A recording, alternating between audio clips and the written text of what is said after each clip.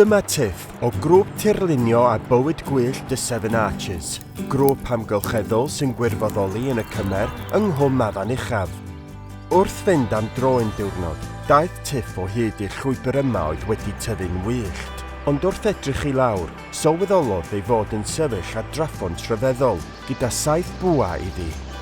Aeth yn ôl adref, gafel mewn strimer a chryman a thacluso'r llwybrau troed lleol yn yr ardal i'w gwneud yn hygyrch i bobl. Yna, o dipyn i beth, daeth grŵp bach o gymdogion at ei gilydd i wneud mwy o waith clirio a thacluso, gyda phawb yn cymryd rhan, ac wedi gwella'r ardal leol yn fawr. Y peth mwyaf buddiol am hyn oll yw bod yn rhan o'r gymuned a gweld y bobl leol yn cael lles go iawn drwy gysylltu ar amgylchedd.